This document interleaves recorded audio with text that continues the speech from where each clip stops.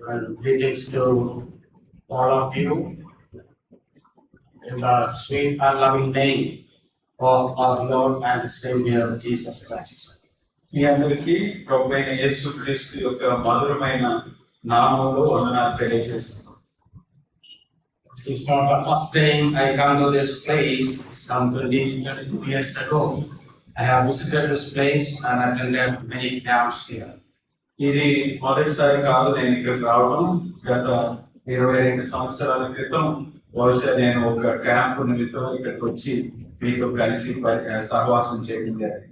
But after that, after a long gap, I am visiting your place. అయితే చాలా దీర్ఘ కాలం తర్వాత మళ్ళా మీ వద్దకు ఈ ప్రాంతాన్ని సందర్శించడానికి వచ్చాను. Since this is the first session, I think I have to introduce myself and say a few words. ఇది మొదటి కూడి కాబట్టి నా గురించి నేను కొన్ని పరిచయ వాకులు చెప్పి నా విషయాలు చెప్పడం మంచిదని భావిస్తున్నాను. My name is Varghese John. నా పేరు Varghese John. I am coming from Trivandrum, the capital city of Kerala. నేను కేరళ రాజధాని ప్రాంతమైన త్రివేంద్రం నుంచి వస్తున్నాను. I am in fellowship with the Trivandrum Gospel Hall in Trivandrum. Trivandrum gospel hall అనే సంఘం త్రివేంద్రంలో ఉన్న సంఘం నుంచి సహవాసం చేస్తున్నాను. Actually, I have been working in the Government Engineering College Trivandrum for many years. అనేక సంవత్సరాల పాటు త్రివేంద్రంలో ఉన్న ప్రభుత్వ ఇంజనీరింగ్ కళాశాలలో పనిచేశాను. In 1998, while I was serving there as an assistant professor, I resigned my job to do the full-time Bible teaching ministry. 1998 సంవత్సరంలో ఆ కళాశాలలో నేను అసిస్టెంట్ ప్రొఫెసర్ గా ఉద్యోగం చేసుకుంటుండగా దానికి రాజీనామా చేసి సంపూర్ణ పరిచర్యకు రావడం జరిగింది. And for the past 27 years, I have been doing the Lord's ministry in various places in India and elsewhere, and mainly I am doing Bible teaching. 27 సంవత్సరాలుగా మరి భారతదేశంలో వేరు ప్రాంతాల్లో నేను ప్రభు పరిచర్య మరి ముఖ్యంగా మరి ఈ బైబిల్ జ్ఞానం మీద ఎక్కువగా దృష్టి పెట్టి పరిచర్య చేస్తున్నాను. I teach in various Bible colleges in Kerala and elsewhere. కేరళలో ఉంటున్న బైబిల్ కళాశాలలో మిగతా ప్రాంతాల్లో కూడా నేను బోధిస్తూ ఉంటాను. So I know Brother Devdana for the past many years, but after a long gap, I am meeting him today also. Devadanam గారికి నేను గత అనేక సంవత్సరాలుగా పరిచయం ఉన్నాను. అయితే ఇప్పుడు మనలో వారిని కలుసుకోవడం జరుగుతుంది. Well, this morning we have gathered here mainly to study God's word. ఈ ఉదయకాలం మనం దేవుని వాక్యాన్ని ధ్యానించే నిమిత్తమై చేరి వచ్చాం. I think many more will be coming. Since this is the first session, I can see only a few faces. ఇంకా అనేక మంది వస్తూ ఉండవచ్చు. మొదటి కోడికే కాబట్టి కొద్ది ముఖాలు మాత్రమే నేను చూడగలుగుతున్నాను. Well, as I often say, it doesn't matter who speaks or what he speaks. The only thing that matters is how we respond to what we hear. ఎవరు మాట్లాడుతున్నారు, ఏం మాట్లాడుతున్నారు అనేది కాకుండా అసలు మనం ఏమి మాట్లాడిన దానికి మనస్పందన ఎలా ఉంది అనేది ముఖ్యం. Suppose there is raining, heavy rain goes on outside. Suppose ఒకవేళ బయట కనుక పెద్ద వర్షం కురుస్తున్నట్లయితే and we are keeping two vessels outside. మరి రెండు పాత్రలు బయట ఉంచినట్లయితే One vessel right side up and the other vessel upside down. ఒకటేమో పైకి ఉంచి ఒకటేమో బోర్లేసి ఉంటే, and after 1 hour if we go and observe these vessels, what would we see? గంట తర్వాత ఆ పాత్రల పరిస్థితి చూస్తే ఏం కనిపిస్తుంది? One vessel will be full and overflowing. ఒక పాత్ర ఏమో దాని నిండుగా నీళ్లతో మరి పొంగి పొరులుతూ ఉంటుంది. And the other vessel will be totally empty. మిగతా రెండో పాత్ర ఏమో అసలు ఏమి నీళ్ళు లేకుండా ఖాళీగా ఉంటుంది. What is the reason for the difference between these vessels? ఈ రెండు పాత్రల యొక్క మధ్య ఉంటున్న ఆ వ్యత్యాసానికి కారణం ఏంటిది?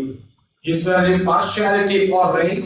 మరి వర్షం కురవటంలో ఏమన్నా పక్షపాతం ఉందా? No. కానే కాదు. The vessel will be full or empty depending on the way we keep the vessels. ఆ పాత్ర నిండిందా ఖాళీగా ఉందా అనే దానికి అసలు మనం ఏ విధంగా ఆ పాత్రను అక్కడ పెట్టామనే దాని మీద ఆధారపడి ఉంటుంది. The same way, when we sit in God's presence and when we hear God's word, అదే విధంగా దేవుని సన్నిధిలో మనం కూర్చొని ఆయన వాక్యం విన్నప్పుడు we will be blessed depending on the way we keep the vessels of our heart. మన హృదయపు పాత్రలో ఏ విధంగా ఉంచుతామో దాన్ని బట్టి మనం ఇచ్చే దీవెన ఆధారపడి ఉంటుంది. So at the very outset, let me request all of you to keep the vessels of your heart right side up. కాబట్టి ముందుగానే నేను మిమ్మల్ని కోరేది ఏంటంటే మీ హృదయపు పాత్రను సరి అయిన పొజిషన్ లో ఉంచండి. Yes, we have to have the prayer of the Samuel of the old. Speak, Lord, your servant listens. మనకి తెలుసు కదా సమూయేలు ఎలాగన్నాడు, ప్రభువా నీ దాసుడు ఆలకిస్తున్నాడు ఆజ్ఞయము. Okay, today I have got three sessions. ఈ రోజు నాకు 3 సందేశాలు వినిపించాల్సి ఉంది. And tomorrow also 3 sessions. రేపు కూడా 3. So today I will be focusing on Ephesians chapter 4, ఈ రోజు 1 to 6. ఎఫెసీ పత్రిక 4వ అధ్యాయము మొదటి 6 వచనాల మీద దృష్టి పెడదాం. But mainly focusing on the first 3 verses. అయితే అందులో కూడా మొదటి 3 వచనాల మీద మనం ఎక్కువగా దృష్టి నిలుపుదాం. And 4 to 6 I will briefly explain in the final session. ఆ 4 నుంచి 6 వచనాలు చివరి కొడుకులో క్లుప్తంగా వివరిస్తాను. So Ephesians chapter 4 verses 1 to 3. ఎఫెసీ పత్రిక 4వ అధ్యాయం మొదటి 3 వచనాలు. I would like to give a title for this subject. This can be called Walk Worthy of the Calling. మరి మనకు ఇవ్వబడిన పిలుపునకు తగినట్టుగా నడుచుట అని ఈ సందేశానికి పేరు పెట్టుకోవచ్చు. So walk worthy of the calling. మనకు వచ్చిన పిలుపునకు తగినట్టుగా జీవించుట. So now if you can read it in your language, the first 3 verses. మొదటి 3 వచనాలు మన భాషలో చదువుదాం. కాబట్టి మీరు సమాధానము బంధము చేత ఆత్మ కలిగించు ఐక్యమును కాపాడుకోండి. శ్రద్ధ కలిగిన వారై ప్రేమతో ఒకరినొకడు సహించుచు మీరు పిలువబడిన పిలుపునకు తగినట్లుగా దీర్ఘశాంతముతో కూడిన సంపూర్ణ వినయంతోను సాత్వికంతోను నడుచుకొనవలెనని ప్రభువును బట్టి ఖైదీనైన నేను మిమ్మల్ని బతిమాలుకొనుచున్నాను. I think the order in Telugu is totally different from English. English లో ఉన్న క్రమానికి తెలుగులో ఉన్న వచన క్రమానికి చాలా తేడా ఉందని భావిస్తున్నాను. Actually, verse 3 in Telugu is coming in verse 1 in English. మనం చదివిన 3వ వచనం ఇంగ్లీష్ లో చూస్తే మొదటి వచనంగా కనబడుతుంది. There we read like this: I therefore, the prisoner of the Lord, beseech you to walk worthy of the calling with which you were called. ఇక్కడ మొదటి వచనంలో ప్రభువును బట్టి ఖైదీనైన నేను ప్రభువును మీకు పిలువబడిన పిలుపునకు నాకు తగినట్లుగా నడుచుకోవాలని మిమ్మల్ని బతిమాలుకొనుచున్నాను. Yes, that verse alone I am trying to explain this morning. ఈ ఉదయకాలం ఆ వచనాన్ని మాత్రమే నేను వివరించదలుచుకున్నాను. Well, so each word is very important, but before coming to that, let me say a few things about Apostle Paul. మరి ప్రతి వచనం ప్రాముఖ్యమైనది. అయితే ముందుగా ఈ అపోస్తలుడైన పౌలు ఈ వచనాల గురించి ఏమంటున్నాడో ఉదయకాలం వివరించుకుందాం. Apostle Paul is often considered as the greatest Christian the world has ever seen. అపోస్తలుడైన పౌలు మరి ప్రపంచం చూసిన వారిలో అతి ప్రాముఖ్యమైన అపోస్తలుడుగా పరిగణించబడ్డాడు. He was an apostle, he was a missionary and a church planter. ఆయన అపోస్తలుడుగా ఉన్నాడు, మిషనరీగా ఉన్నాడు, అనేక సంఘాలను నాటిన వాడుగా ఉన్నాడు. He was a Bible teacher and the author of many books in the New Testament. Bible బోధకుడుగా ఉన్నాడు, క్రొత్త నిబంధనలో అనేక పత్రికలు రాసిన వాడుగా ఉన్నాడు. In fact, God has inspired him to write 13 epistles in the New Testament, excluding the book of Hebrews. క్రొత్త నిబంధనలో మరి హెబ్రీ పత్రిక తప్ప మిగిలిన 13 పత్రికలు రాయడానికి దేవుడు అతన్ని ప్రేరేపించాడు. Of these 13 epistles, 4 of them are called the prison epistles. ఈ పత్రికల్లో 4 మరి చెరసాల పత్రికలు అని పిలువబడుతున్నాయి. So which are the prison epistles? చెరసాల పత్రికలు ఏవి? I was a teacher all through my life, so I expect some response from you always. నేను నా జీవితకాలం అంతా టీచర్ గా ఉన్నాను కాబట్టి ప్రశ్నలు అడుగుతాను, జవాబులు చెప్పాలి. I often say till 1998 I taught technology, now I teach theology. That's the only difference. 1998 వరకు టెక్నాలజీ బోధించాను, ఇప్పుడు వేదాంత శాస్త్రం బోధిస్తున్నాను అంటే. So which are the prison epistles? చెరసాల పత్రికలు ఏంటి? Ephesians, ఎఫెసీ, Philippians, Philippi, Colossians, and Philemon. కొలస్సీ, ఫిలోమోను. So they were called prison epistles because they were written between AD 60 and 62 when Paul was in the Roman prison. క్రీస్తు శకం 60 నుంచి 62 సంవత్సరాల మధ్యలో పౌలు రోమా చెరసాలలో ఉంటుండగా ఈ పత్రికలు రాయబడును బట్టి అవి చెరసాల పత్రికలుగా ఎంచబడ్డాయి. These were written during Paul's first Roman imprisonment. మరి మొదటిసారిగా రోమా చెరసాలలో బంధింపబడినప్పుడు ఈ పత్రికలు పౌలు రాశాడు. Second Timothy also was written from the prison. రెండవ తిమోతి పత్రిక కూడా చెరసాల నుంచే రాయబడింది. But it was composed in AD 67 during his second Roman imprisonment. అయితే క్రీస్తు శకం 67వ అధ్యాయంలో రెండవసారి రోమా చెరసాలలో వేయబడినప్పుడు అది రాయబడింది. Moreover, it is included in the list of pastoral epistles. అయితే దానికి మెనగా అది కాపరి గురించిన పత్రికగా ఎంచబడుతుంది. Therefore, it is not included in the list of prison epistles. అందుకనే అది చెరసాల పత్రిక అనే జాబితాలో పరిగణించబడలేదు. Okay, among the prison epistles, the longest one is the letter to the Ephesians. మరి చెరసాల పత్రికల్లో అతి దీర్ఘమైన పత్రిక ఏదైతే ఉందో అది ఎఫెసీ పత్రిక. It has got 6 chapters and 155 verses. ఇది 6 అధ్యాయాలతో 155 వచనాలతో ఇమిడి ఉన్నది. It is often called the crown of the epistles of Apostle Paul. అపోస్తలుడైన పౌలు రాసిన పత్రికల్లో కిరీట తలమానికమైన పత్రికగా ఇది ఎంచబడింది. It is also called the queen of all the 21 epistles. ఈ 21 పత్రికల్లో కూడా ఇది రాణి పత్రికగా ఎంచబడింది. And usually the Ephesians and Colossians are compared and said like this. మరి ఎఫెసీ పత్రిక, కొలస్సీ పత్రిక రెండు కూడా పోల్చబడి ఈ విధంగా ఉన్నాయి. They are complementary epistles. అవి రెండు కూడా ఒకదానికొకటి సరిపోల్చుతూ పోతున్నాయి. The theme of Ephesians is church, the bride of Jesus Christ. ఎఫెసీ పత్రిక యొక్క మూల అంశం ఏంటంటే క్రీస్తు వధువుగా సంఘము ఉన్నది అని. So it is focusing on the church. మరి సంఘం మీదే ఇది దృష్టి పెట్టి ఉన్నది. And Colossians deals with Christ, the bridegroom of the church. మరి కొలస్సీ పత్రిక క్రీస్తు అనగా సంఘమునకు వరుడుగా ఉంటున్న క్రీస్తు గురించి వివరిస్తున్నది. Now when we consider the peculiarities of Paul's letters, పౌలు యొక్క పత్రికల యొక్క ప్రత్యేకతను గమనిస్తే may be many peculiarities, అనేక ప్రత్యేకతలు ఉండి ఉండవచ్చు. but I would like to mention only one. అయితే ఒకటి నేను చెప్తాను. In almost all the letters of Apostle Paul, అపోస్తలుడైన పౌలు రాసిన పత్రికలన్నిటిలో కూడా Paul begins with the doctrine and the theology. పౌలు మరి ఆ సిద్ధాంతపరమైన విషయాలతో ప్రారంభించి కొనసాగిస్తాడు. Then he moves on to focus on the practical Christian living. ఆ తర్వాత మరి ఆచరణాత్మకమైన క్రైస్తవ జీవితానికి ఆ విషయాలు అక్కడ రాసి ఉంటాడు. This pattern can be seen very clearly in the letter to the Ephesians. ఎఫెసీ పత్రికలో మరి ఈ క్రమం అనేది స్పష్టంగా మనం చూడవచ్చు. Of course, Paul is not the one who divided it into different chapters and verses. మరి పౌలైతే ఆయన రాసిన పత్రికలో అధ్యాయాలను వచనాల్లో విభజించలేదు, కానీ But the one who did it on a later stage did it very well. అయితే ఎవరైతే ఆ తర్వాత వీటిని ఈ విధంగా విభజించారో వాళ్ళు చక్కగా పనిచేశారు. In the first 3 chapters we can read a lot about doctrines. మరి మొదటి 3 అధ్యాయాలు సిద్ధాంతపరమైన విషయాల గురించి చక్కగా మనం చదువుకోవచ్చు. First 3 chapters are packed with the doctrines, and the next 3 chapters, that is 4 to 6, are packed with instructions for Christian living. మరి మొదటి 3 అధ్యాయాలు వేదాంతపరమైన సిద్ధాంతపరమైన అంశాలతో పొందుపరచబడి ఉండగా మిగతా 3 అధ్యాయాలు ఆచరణీయమైన విషయాలతో పొందుపరచబడ్డాయి.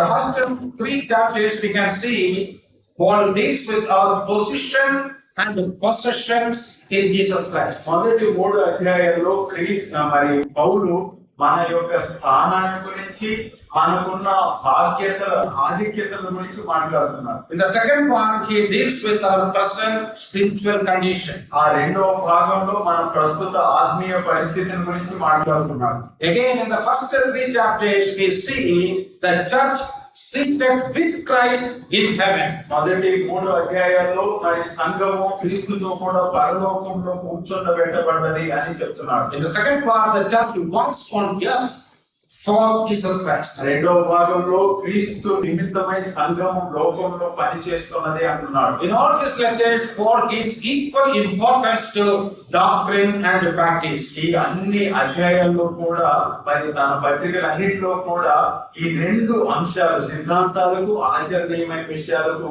సమపాళ్లలో మరి ప్రాధాన్యత Or in ఇస్తారు. other words, the teachings and the duty. ఇంకొక మాటలో చెప్పాలంటే ఉపదేశములు తర్వాత చేయవలసిన పనులు. So we also should give equal importance to both these things. మనం కూడా ఈ రెండు విషయాలకు ప్రాముఖ్యతనివ్వాలి. Believers often fall into two extreme positions, or they often commit two mistakes.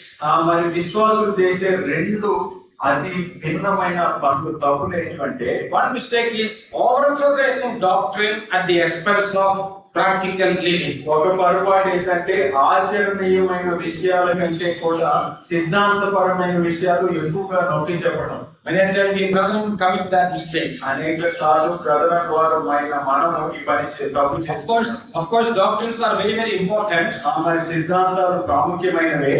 You have to emphasize them. వాటిని మనం నొక్కి చెప్పుకోవాల్సిందే. But don't forget the practical side of doctrines. అయితే మరి ఈ సిద్ధాంతాలకు ఆచరణీయ భాగం ఏదైతే ఉందో దాన్ని నిర్లక్ష్యం చేయకూడదు. I have heard the story of a man who lived in England. England లో నివసించిన ఒక వ్యక్తి కథ నేను చదివాను. So he often claimed that he was a multi-linguist or multilingual expert. తనకు తానుగా అనేక భాషలు నేను మాట్లాడగలను అని చెప్పుకునేవాడు. And to prove that, he would say that he knew the word horse in 9 languages. మరి దాన్ని రుజువు చేయడానికి గుర్రం అనే పదము 9 భాషల్లో దాన్ని ఏమంటారో నాకు తెలుసు అంటారు. So whenever his friends gather around him, he will tell these 9 words in 9 different languages. ఎప్పుడైతే తన స్నేహితులు తన చుట్టూ చేరి వస్తారో ఈ పదాన్ని 9 భాషల్లో చెప్తూ ఉండేవాడు వారితో. But after some time, this man had a need to purchase a horse. అయితే కొన్ని సంవత్సరాల తర్వాత ఒక గుర్రాన్ని కొనవలసిన అవసరం తనకు ఏర్పడింది. So the story says he went to an animal market. మరి ఆ కథ చెప్పేది ఏంటంటే పశువులు అమ్ముతారు కదా ఆ సంతకు వెళ్ళారు. And he purchased a donkey thinking that it was a horse. అది మరి గుర్రం అనుకొని గాడిదను కొనుక్కున్నారు. So what was his problem? ఇక్కడ ఉన్న సమస్య ఏంటిది? He knew the word horse in 9 languages. ఈ గుర్రం అనే మాటకు 9 భాషల్లో ఏమంటారు అనేది అతను But he didn't know how to distinguish between a horse and a donkey by seeing. అయితే చూచుట ద్వారా గుర్రానికి గాడిదకు వ్యత్యాసం ఎలా ఉంటుంది అనేది తెలుసుకోలేకపోయాడు. I think this is a picture of ourselves also. ఇది మన పరిస్థితి కూడా. Whenever we preach about love, we will say agape is the Greek word for love. అనేక సార్లు మనం బోధించేటప్పుడు ప్రేమకు గ్రీకు పదము అగాపే అంటూ ఉంటాం. We know Greek and Hebrew, but we do not know the practical meaning of love. అయితే Greek Hebrew భాష మనకు తెలుసు కానీ దానికి అసలు మన జీవితంలో ఎలా ఆచరించాలని తెలియదు. So that's a mistake we often commit. అనేక సార్లు మనం చేసే పొరపాటు ఇదే. The other extreme is this: ఇంకొక వైపు ఏముందంటే neglecting doctrine and highlighting only practical life. సిద్ధాంతపరమైన విషయాలను నిర్లక్ష్యం చేసి కేవలం ఆచరించాల్సిన విషయాల మీద దృష్టి పెట్టడం. Some would say it doesn't matter what we believe, the only thing that matters is how we live. మరి మనం ఏమి నమ్ముతామో దానికంటే మెన్నగా అసలు మనం ఏం చేస్తున్నామో అది ముఖ్యమైనదని కొంతమంది అంటారు. Anyway, we have to have a right living. That is what they emphasize. వారు అనేది ఏమంటే మనం అసలు ఎలాగైనా కానీ చక్కగా జీవించాలి కదా అంట. It may sound very good, అది వినటానికి బాగా కనపడవచ్చు, but that also is not true. అయితే అది కూడా సరి అయితే కాదు. Without right belief, nobody can have right living. సరి అయిన నమ్మిక అనేది లేకుండా ఎలాగో సరిగా జీవించగలరు? Okay, when we compare doctrine and duty, which is more important? మరి సిద్ధాంతము విధి ఆచరణ అనే విషయంలో ఏది ముఖ్యమైనది? Sometimes people ask that question, which is more important? కొంతమంది అడుగుతూ ఉంటారు ఏది ముఖ్యమైనది. So if people ask that question, I would like to ask back a question to them.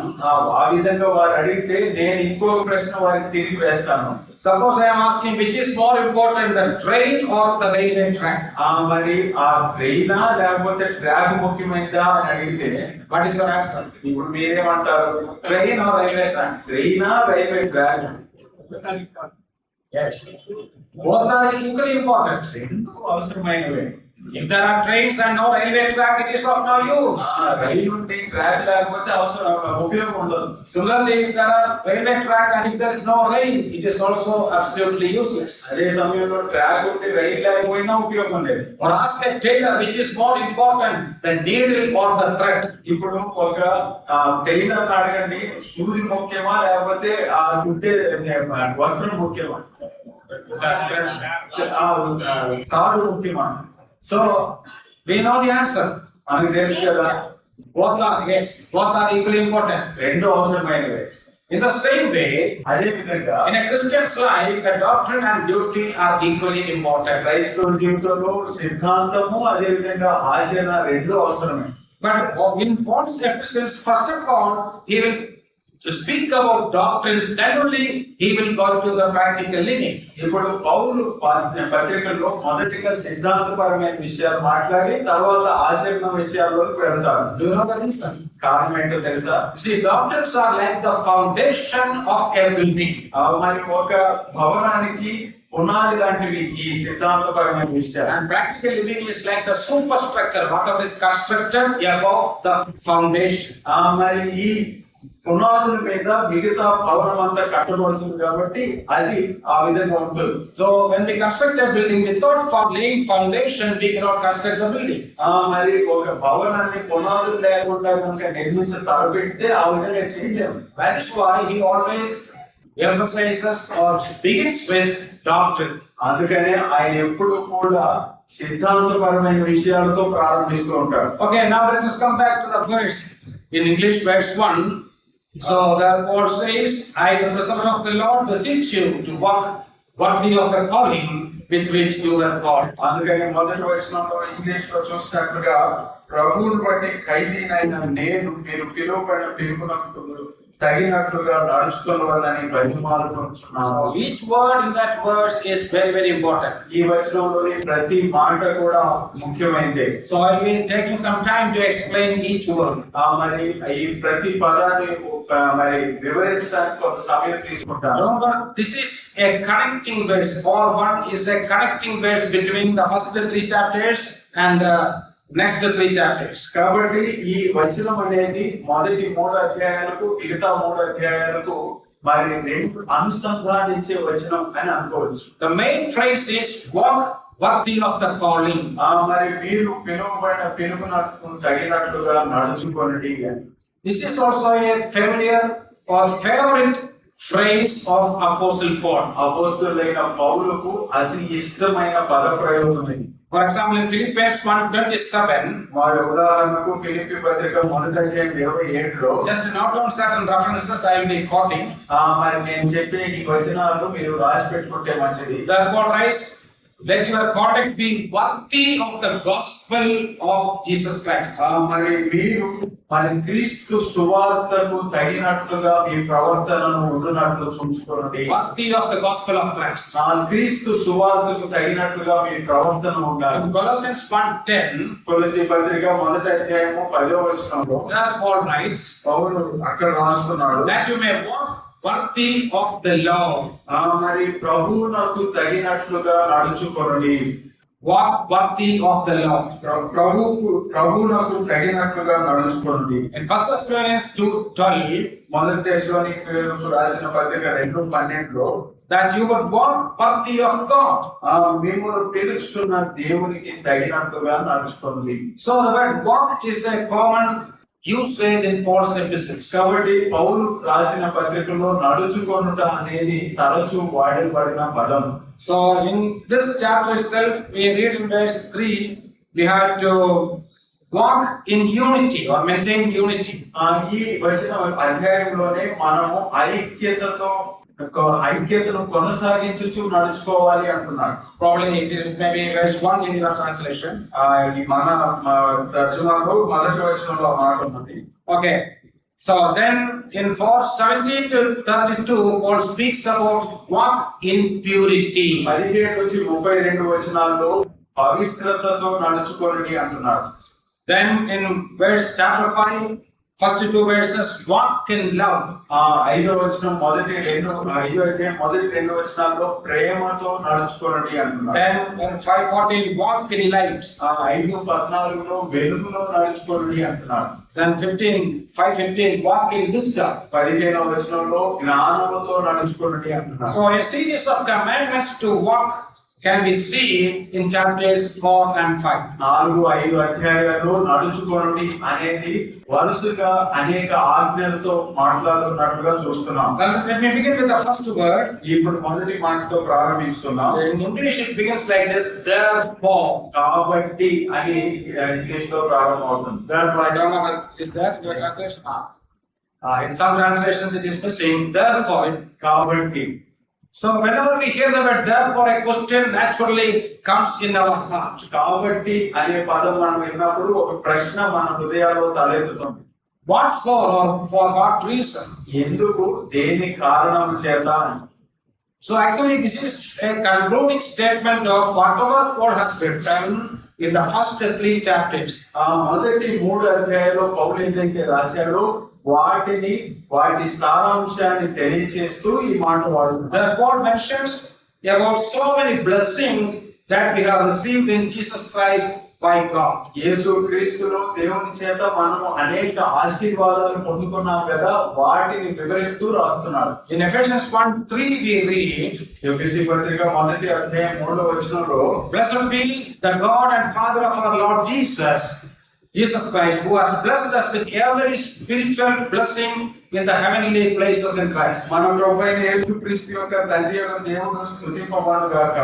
ఆయన క్రీస్తునందు పరలోక విషయములో ఆత్మ సంబంధమైన ప్రతి ఆశీర్వాదమును మనకు అనుగ్రహించాడు. In the following verses he mentions about a few blessings. ఆ తరువాత వచనాల్లో కొన్ని ఆశీర్వాదాల గురించి మాట్లాడుతున్నాడు. That is not a complete list. అది సంపూర్ణ జాబితా కాదు, but a few things Paul mentions. అయితే కొన్ని విషయాలు పౌలు ప్రస్తావిస్తున్నాడు. In verse 4 he says, God chose us in Christ before the foundation of this world. 4వ వచనంలో పౌలు అంటున్నాడు, జగత్ పునాది వేయబడకముందే మనల్ని క్రీస్తు తనలో ఏర్పరచుకున్న దేవుడు అంటున్నాడు. In verse 5 he Paul writes, God predestined us his adopted children. మరి 5వ వచనంలో మనలను ఆయన తన పిల్లలుగా ఉండటం ముందుగానే నిర్ణయించుకోలేను అంటున్నాడు. Verse 7 Paul writes, he redeemed us. 5వ వచనంలో మనలను విమోచించను అంటున్నాడు. Verse 14, God has sealed us with his Holy Spirit. 14వ వచనంలో ఆయన పరిశుద్ధాత్మతో మనలను ముద్రించను అంటున్నాడు. In chapter 2 verse 19 we read, we are fellow citizens with the saints and members of the household of God. 2:19లో మనము మరి పరిశుద్ధులతో సహపౌరులము, ఆ దేవుని ఇంటి వారము అంటున్నాడు. So in this way it goes on and on. ఈ విధంగా ఆ మాటలు అలా చెప్తూ వెళ్తూ ఉన్నాడు. Someone has counted all the spiritual blessings in the epistles and has said there are 35 blessings we receive at the moment of our salvation. మన రక్షణ పొందిన వెంటనే మరి ఎవరో ఒకరు ఈ విధంగా లెక్కించి 35 పరలోక సంబంధమైన ఆశీర్వాదాలు పొందుకుంటాము అన్నారు. Many a time we know only this much, that we put our trust in the Lord Jesus and we got saved. మనం ఏమనుకుంటామంటే మనం ప్రభువైన యేసునందు నమ్మికించాం, రక్షింపబడ్డాం అనుకుంటాం. Along with that, God has blessed us with every spiritual blessing in the heavenlies. దానితో పాటు పరలోక సంబంధమైన ప్రతి ఆశీర్వాదంతో దేవుడు మనల్ని దీవించాడు.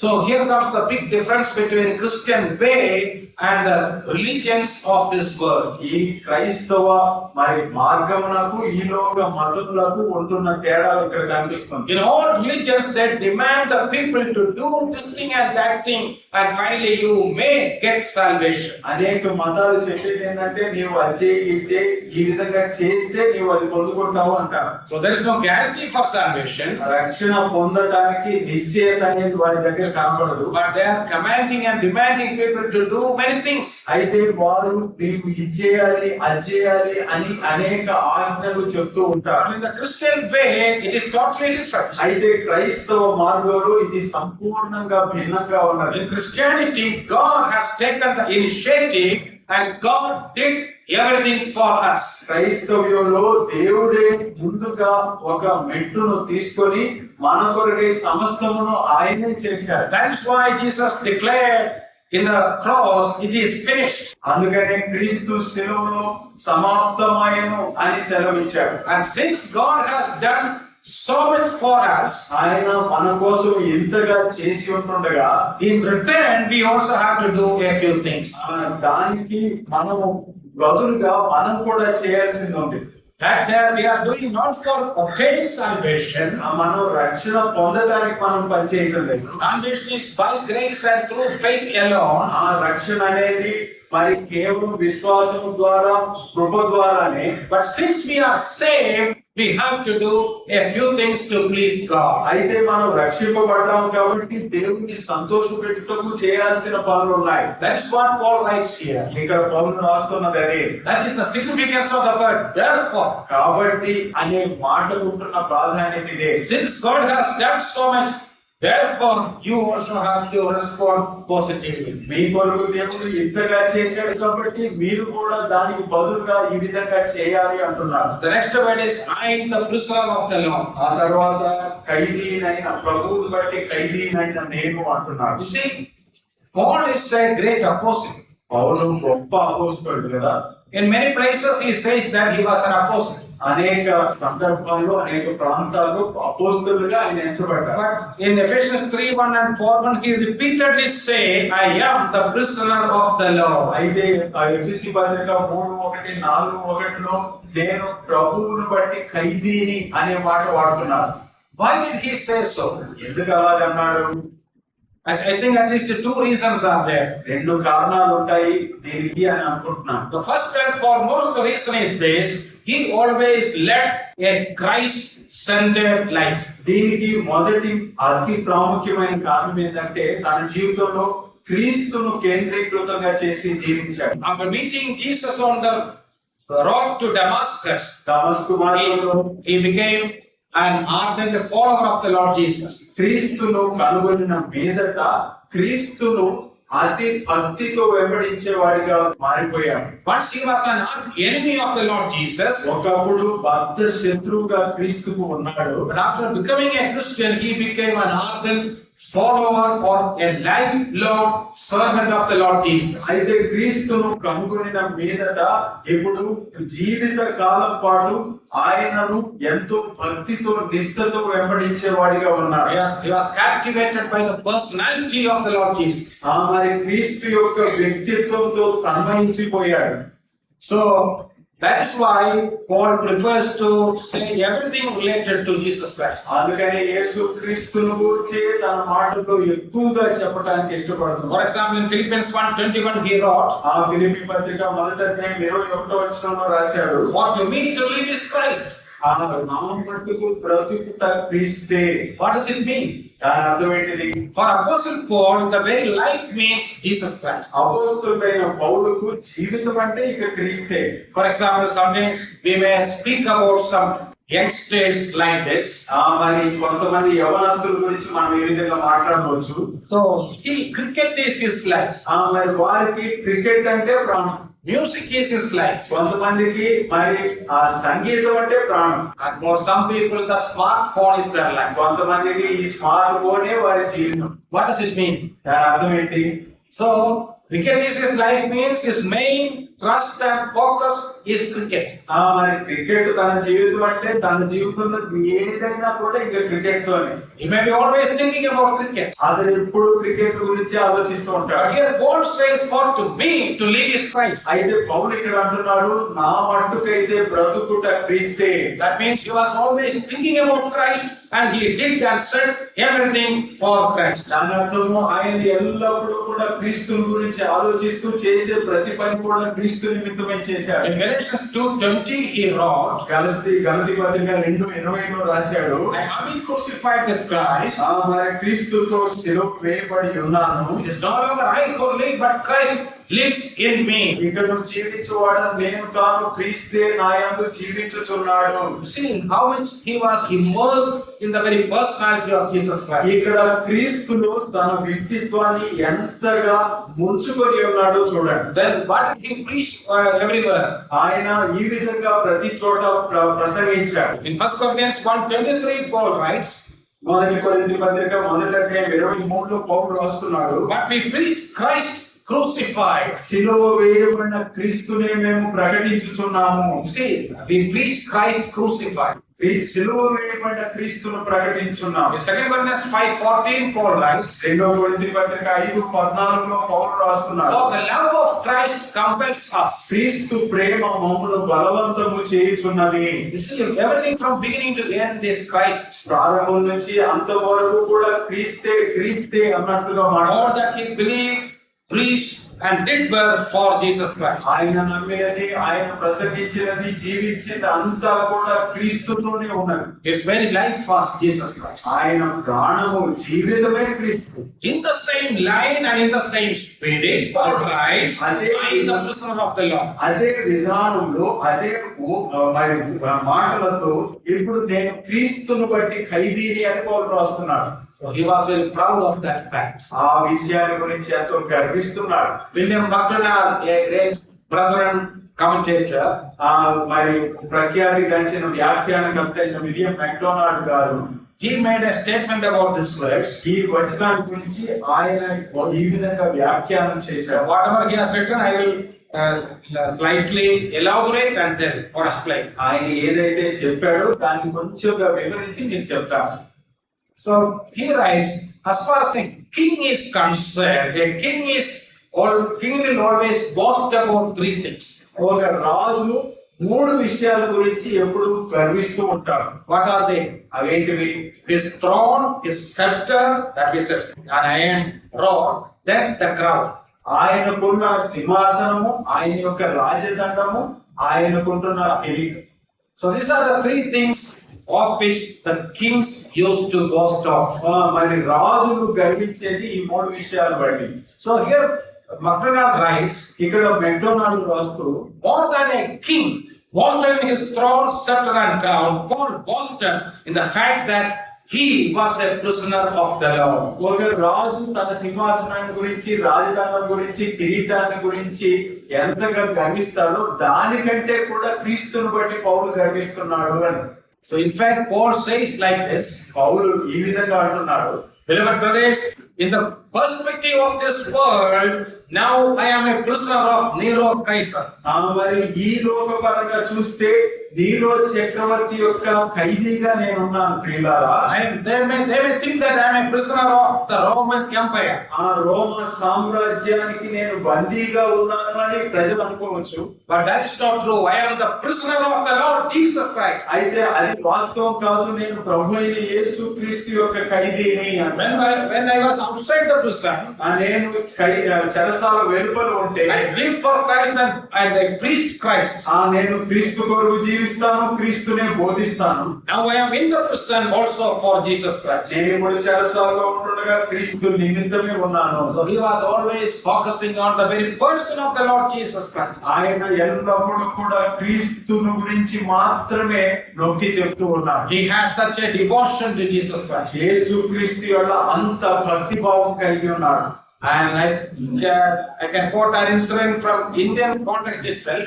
మరి భారత దేశ సందర్భాన్ని గురించి ఒక ఉదాహరణ చెప్పు. You might have heard about Sadhu Sundar Singh. సాధు సుందర్ సింగ్ గారి గురించి మీరు వినే ఉంటారు. He also was a man captivated by the personality of the Lord Jesus. ప్రభువైన యేసు క్రీస్తు యొక్క వ్యక్తిత్వాన్ని గురించి తన్మయం చెందిన వ్యక్తుల్లో ఈయన ఒకడు. He got saved in 1903. 1903వ సంవత్సరంలో రక్షింపబడ్డాడు. At that time he was only 16 years old. ఆ సమయంలో ఆయన 16 సంవత్సరాల వయసు.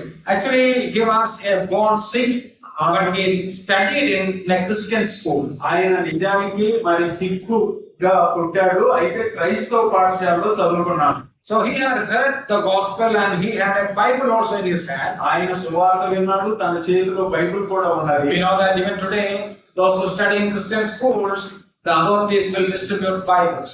మరి క్రైస్తవ పాఠశాలలో చదివే వారికి వారు అధికారులు బైబిల్ ఇస్తూ ఉంటారు కదా. But being a Sikh, he hated Christ and Christianity like enemy. అయితే ఒక సిక్కుగా క్రైస్తవ్యాన్ని క్రీస్తును ఎంతగానో ద్వేషించాడు. Because of his hatred, one day he decided to burn up the Bible. తనకున్న ఈ ద్వేషాన్ని బట్టి ఒక రోజు బైబిల్ కాల్చివేయాలని అనుకున్నాడు. Thus he burned his Bible. మరి ఆ విధంగా Bible కాల్చివేశాడు. After that he had no peace of mind. అయితే అది కాల్చివేసిన తర్వాత తన హృదయంలో నెమ్మది లేదు. He was much worried and confused. ఎంతో చింత పొందుతూ ఎంతో గందరగోళంలో ఉన్నాడు. After a few months his mother also passed away. ఆ కొద్ది నెలల తర్వాత తన తల్లి కూడా చనిపోయింది. So thus his anguish and his disappointment multiplied. ఆ విధంగా తన వేదన, తన నిరుత్సాహం అనేది ఇంకా మరింతగా పెరిగిపోయింది. He was not sure about the real personality of God. మరి దేవుని యొక్క ఆ సరియైన విషయాలు ఆయనకు తెలియదు. Because there are so many religions, who is the real God? That question was perplexing his mind. అనేక మతాలు ఉన్నాయి కాబట్టి అసలు నిజమైన దేవుడు ఎవరు అనేది తన హృదయంలో ఒక కలవరంగా ఉండిపోయింది. Finally he decided to commit suicide. చివరిగా తాను ఆత్మహత్య చేసుకుంటాను అనుకున్నాడు. And very near to his house there was a railway track. మరి తన ఇంటికి దగ్గరగా ఒక రైల్వే ట్రాక్ ఉంటుంది. So he decided one day, on the next day morning 5 o'clock, a train will pass through this track. ఆయన ఏమనుకున్నాడంటే రేపు ఉదయం 5 గంటలకు ఒక ట్రైన్ ఈ ట్రాక్ మీదుగా వెళ్తుంది. So I put my neck there and I will commit suicide. నేను నా మెడ అక్కడ ఉంచేసి నేను ఆత్మహత్య చేసుకుంటాను అనుకున్నాను. But he thought, anyway, before that, let me spend some time in prayer to find out who the real God is. అయితే అది చేసే ముందుగా నేను అసలు నిజమైన దేవుడు ఎవరో తెలుసుకోవడానికి కొద్ది నిమిషాలు ప్రార్థిస్తాను అనుకున్నాను. On the previous night, right from 9 o'clock at night, he started praying. ఆ ముందు 9 గంటల ప్రాంతం, రాత్రిలో 9 గంటల ప్రాంతం నుంచి ప్రారంభించసాగాడు. Remember, he was a non-believer. నిజానికి అతడు అసలు అవిశ్వాసి కదా. The subject of his prayer is, "Oh God, if there is a God, you have to reveal to me tonight." ఆయన చేసిన ప్రార్థన ఏంటంటే, ఓ దేవా, అసలు దేవుడు అంటే ఉంటే నాకు నీవు కనబరుచుకో. Otherwise I am going to commit suicide next day morning. లేదా నేను రేపు ఉదయాన్నే ఆత్మహత్య చేసుకుంటాను అన్నాడు. So prayed and prayed for hours together. ఆయన ఈ విధంగా గంటల కొద్ది ప్రార్థన చేశాడు. And at 3 o'clock he had some vision. అయితే 3 గంటలకు ఒక దర్శనం కలిగింది. He saw a very bright light in his room. తన గదిలో ఒక ప్రకాశవంతమైన వెలుగు కనబడింది. Then he heard a voice from the light. ఆ వెలుగులో నుంచి ఒక స్వరము అతను విన్నాడు. "How long will you rebel against me?" నా మీద నీవు ఎంత కాలం పాటు తిరుగుబాటు చేస్తావు. Then one more sentence. ఆ తర్వాత ఇంకొక మాట, "I am the one who died for you." నీ కొరకు మరణించిన వాడు నేనే. Then he saw the hand of a person. ఆ తర్వాత ఒక వ్యక్తి యొక్క హస్తాన్ని చూశాడు. Then he understood that it was the hand of the Lord Jesus. ఆ తర్వాత ఇది యేసుక్రీస్తు హస్తము అని అతనికి అర్థమైంది. Then how did he understand that it was the hand of the Lord Jesus? అది యేసుక్రీస్తు హస్తం అని ఎలాగో అర్థమైంది అతనికి. So how did he understand? ఎలాగ అర్థమైంది? Suppose all of you are showing your hands, it may look almost the same.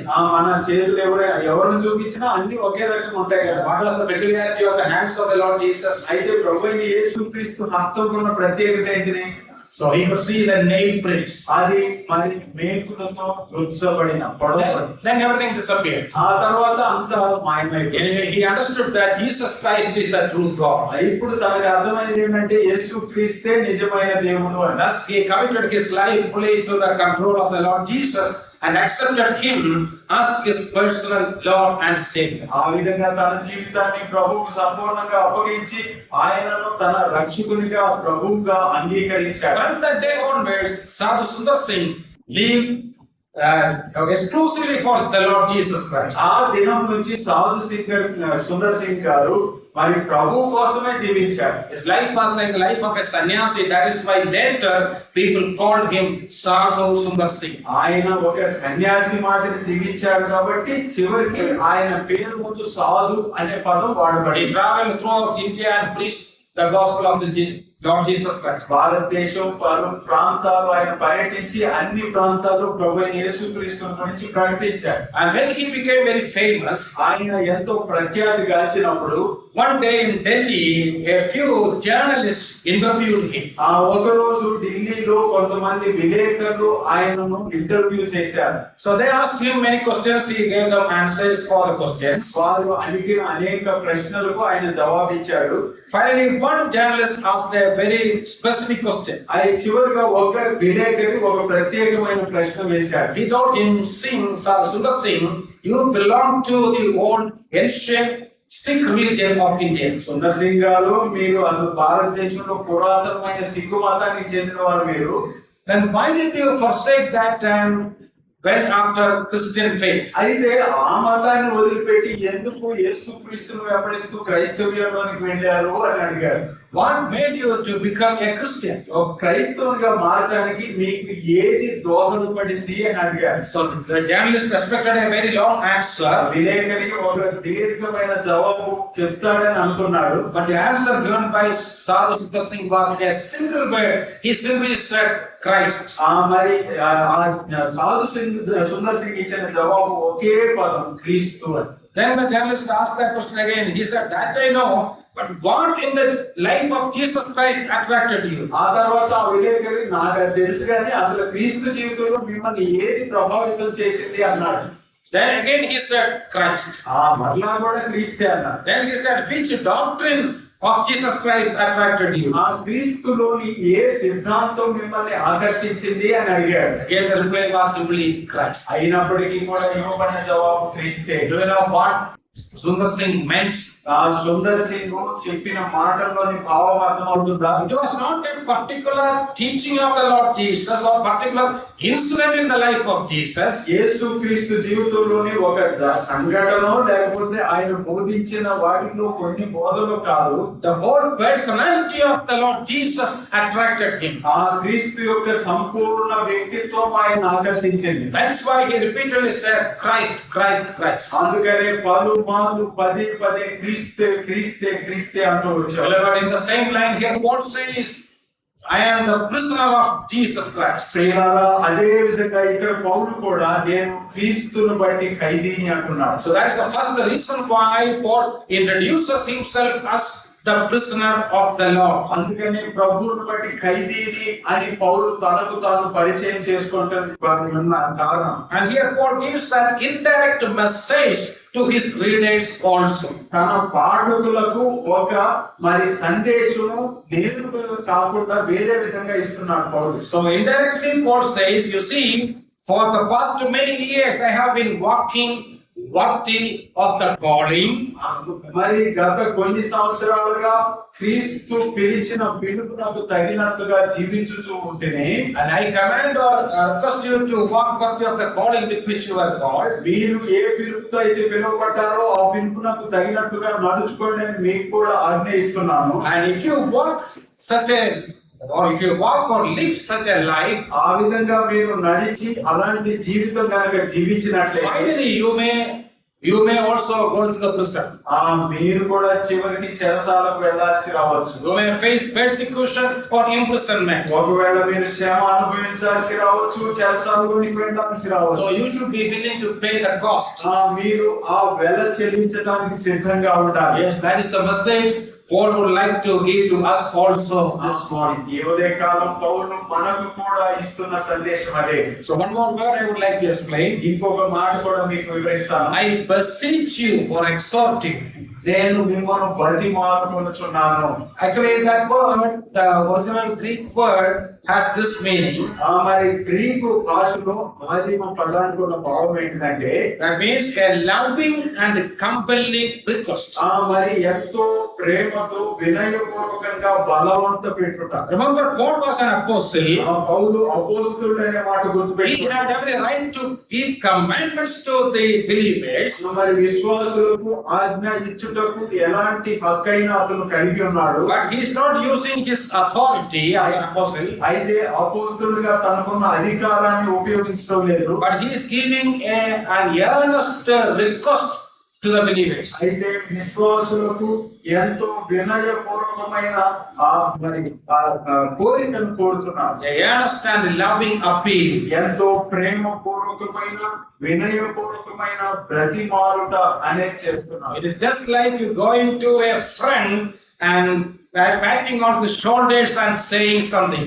ఒక స్నేహితుడి వద్దకు వెళ్ళి ఆయన భుజాన్ని తడుముతూ ఒక మాట చెప్పడం ఎలాగైతే ఉంటుందో అలాగే చెప్పడం. God is not ordering but earnestly appealing based on God's mercy.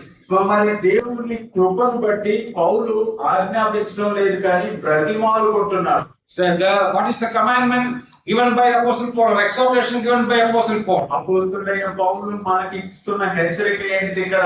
Walk worthy of the calling పిలువబడిన పిలుపునకు తగినట్టుగా నడుచుకోండి. with which you are called. మీరేదైతే పిలువబడ్డారో ఆ పిలుపునకు తగినట్టుగా. Actually, 2 times the word call comes there. ఇక్కడ పిలుపు అనే మాట 2 సార్లు వస్తున్నది. One is a verb and other one is a noun. Verb. ఒకటేమో క్రియారూపకమైనది, ఒకటేమో నామవాచకం. So calling with which you were called means the first calling can be a position to which you were called. It can be translated like that. ఈ పిలుపులు ఒక పిలుపు ఎలా తీసుకోవచ్చు అంటే ఏ స్థానంలో ఉండుటకైతే పిలువబడ్డారో ఆ స్థానముతో కూడిన పిలుపు అని అనుకోవచ్చు. So I will try briefly explain the word calling now. ఇప్పుడు ఆ పిలుపు అనే మాటను క్లుప్తంగా వివరిస్తాను. Okay, at exactly at 10:30 I will stop. 10:30కే నేను ముగిస్తాను ఖచ్చితంగా. The rest of the things in the next session I will tell. మిగతా విషయాలు తర్వాత మరి కూడికలో. See, what is the meaning of calling? మరి పిలుపు అనే మాటకు ఉన్న అర్థం ఏంటి? In the Bible, calling refers to God's election and appointment. మరి పిలుపు అనే మాటకు బైబిల్లో దేవుడు ఏర్పరచుకుంట నియమించుట అని చెప్తే అర్థం వస్తుంది. In our common conversation, మరి మనము వాడుకునే పిలుపు అనే మాటకు calling simply means an invitation.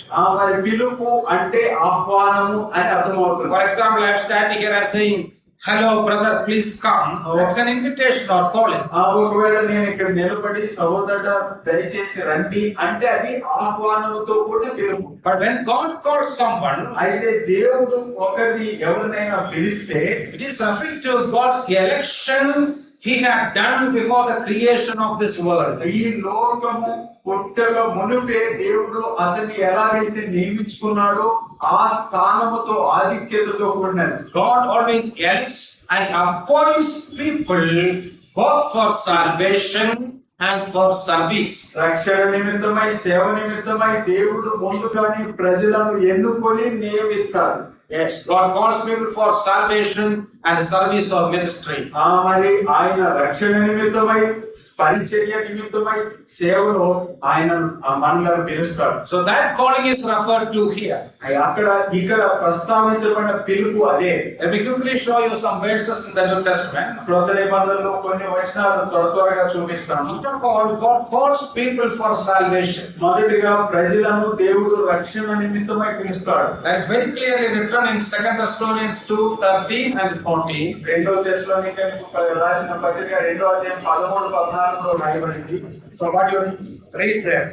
మరి అక్కడ మనం ఏం చదువుతున్నాం? First you read 13 and stop for a while. 2 Thessalonians 2:13 alone first.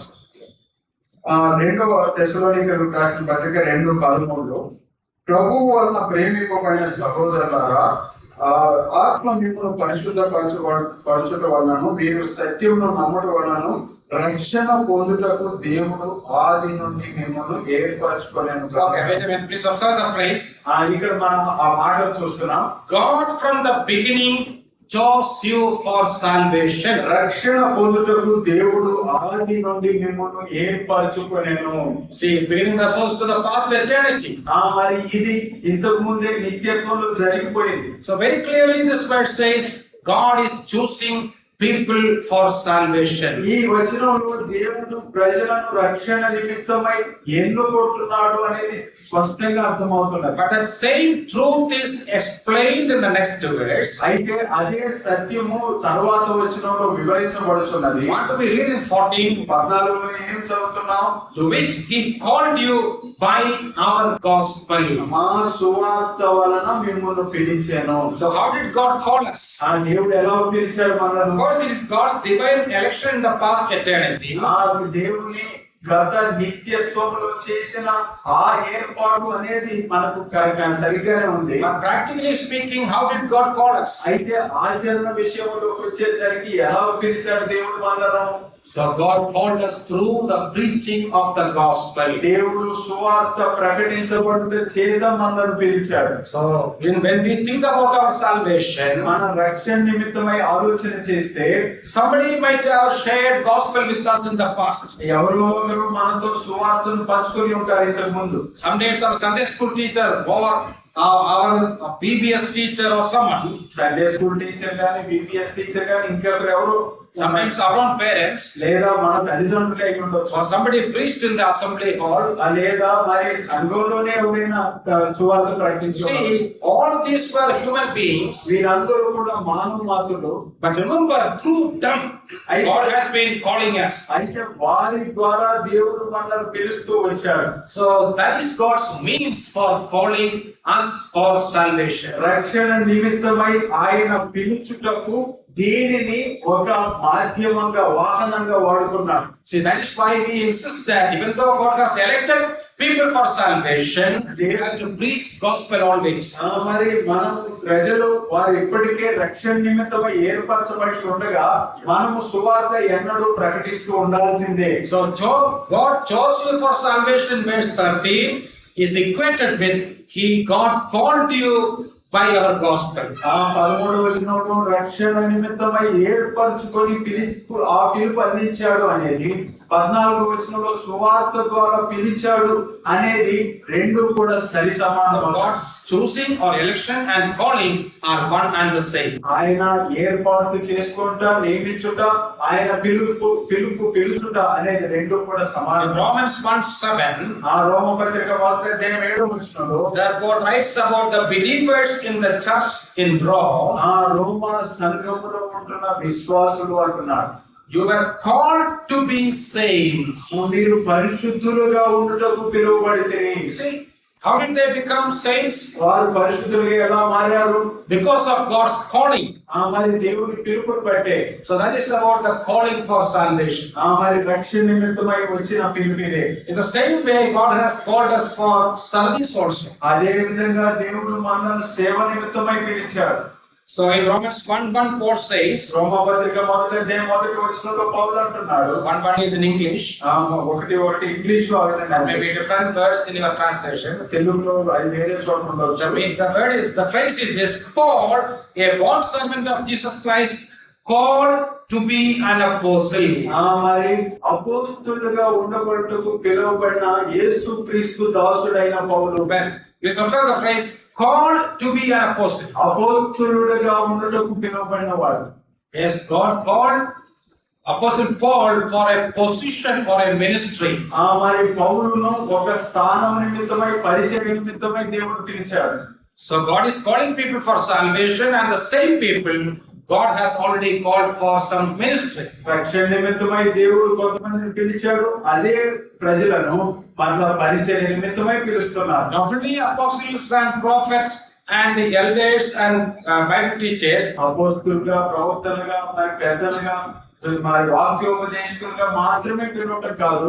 each and every believer is called for some ministry or other. ప్రతి విశ్వాసి కూడా ఏదో ఒక పరిచర్యకు పిలువబడ్డాడు. In Colossians 4:17, Paul writes, కొలస్సీ పత్రిక 4:17 పౌలు రాస్తున్నాడు, and saying to Archippus, take heed to the ministry which you have received in the Lord. ప్రభువునందు నీకు అప్పగించబడిన పరిచర్యను తీసుకోమని అర్కిప్పుతో చెప్పు అంటున్నాడు. See, So Archippus has been called for some ministry. అర్కిప్పు ఒక పరిచర్య నిమిత్తమై పిలువబడ్డాడు. So we all are called for some ministry or the other. మనం అందరం కూడా ఏదో ఒక పరిచర్యకు పిలువబడ్డాం.